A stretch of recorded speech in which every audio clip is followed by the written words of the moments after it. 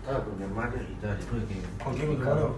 Claro, porque estaba estudiando y me preguntó sobre el éxodo oriental y tal. Lo del éxodo. ¿No era la banda oriental algo así? Sí, cuando todos los habitantes de la banda oriental siguieron Artigas Algo de eso. hasta, eso. hasta el Salto Chico, el río Pero Uruguay. igual, tipo, eso se lo expliqué, más o menos, pero lo que no sabía y no le puedo explicar fue, tipo, cómo fue el recorrido y cuándo estaba ahí, y cómo lo hicieron, cómo vivieron ahí. Eso sí, a mí me parece interesante. Vamos a ver, vamos a buscar algo.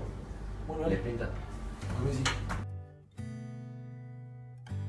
Se denomina éxodo oriental a la migración colectiva de habitantes de la banda oriental que siguieron a José Gervasio Artigas hasta el Salto Chico del río Uruguay, en donde hoy se halla la ciudad argentina de Concordia, después del levantamiento del sitio de Montevideo, a causa del armisticio de octubre de 1811 entre el virrey Elío y el triunvirato de Buenos Aires, en la cual la caravana recorrió 522 kilómetros en 64 días. Luego de producidos los levantamientos rebeldes en la banda oriental, el gobernador español de Montevideo, Francisco Javier de Elío, decidió declararle la guerra a la Junta de Buenos Aires el 18 de febrero de 1811.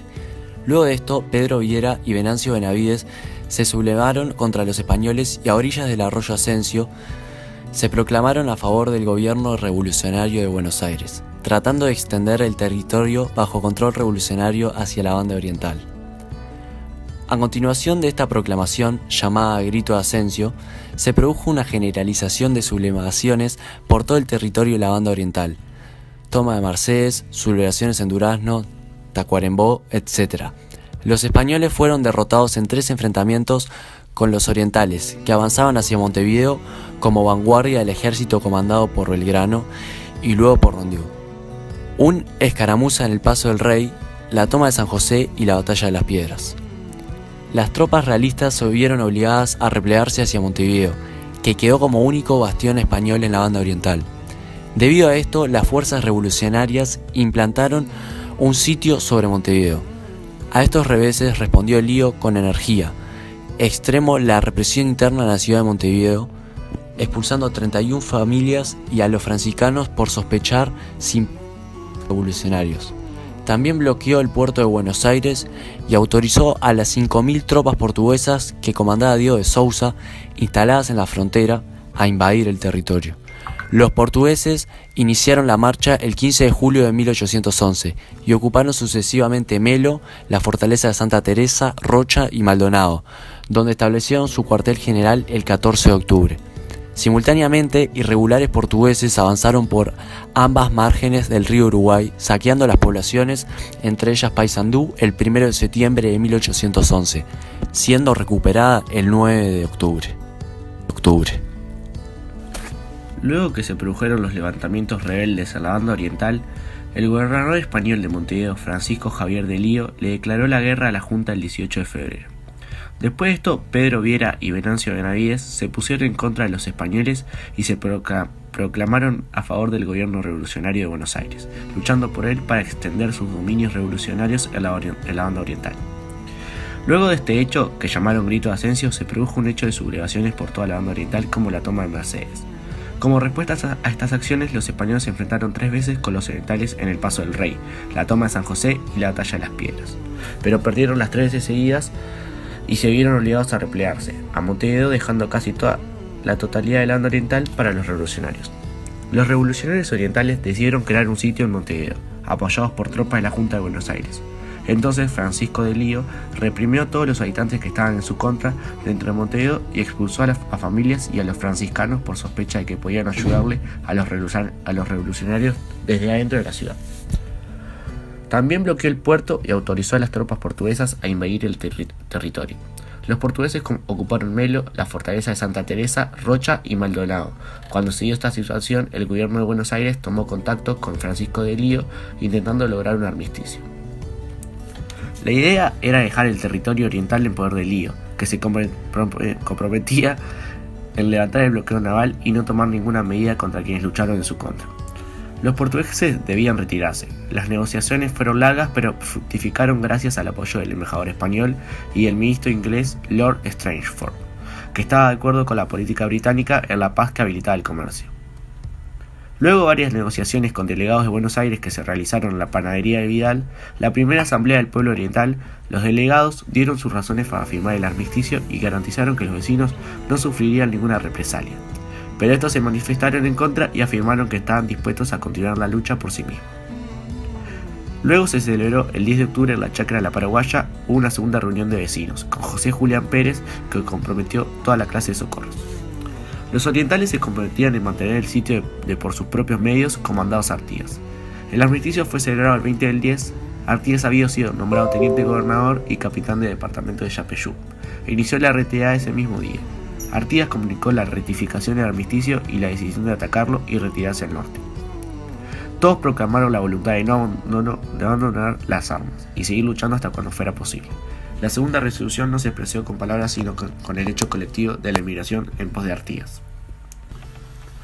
En ese clima de frustración y derrota quedó de manifiesto la voluntad de los orientales de reanudar el combate apenas las circunstancias lo permitieran. De inmediato, Artigas, al frente de 3.000 soldados, retomó su camino hacia el norte y un número alto de civiles lo acompañó.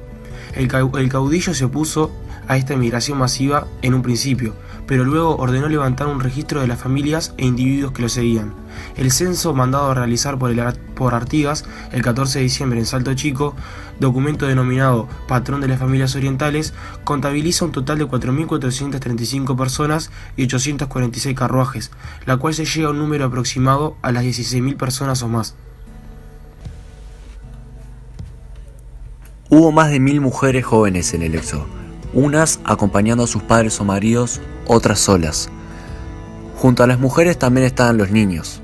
Artigas empezó su deseo de amparar a estas familias que luchaban por la lealtad a la patria, aunque se preocupaba porque podían entorpecer sus planes militares. El historiador Carlos Maggi describió la redota de esta manera: fue una larga prueba de miseria y de privaciones. En la banda oriental se había iniciado la era del andrajo, porque con ella llega a nuestro país por primera vez algo que había sido hasta entonces desconocido: el hambre. En campaña se carecía de camado de techo y hasta de una olla donde hervir puchero para un enfermo, pero nunca un oriental se había hallado en la situación imposible de no tener carne para un asado. A partir del 23 de octubre de 1811, nuestros paisanos se cubren de andrajos y desde entonces comienzan a construir y fortificar sus libertades, a medida que pierden, como un precio, la abundancia, el ocio y muchas veces sus vidas. La composición social fue variada.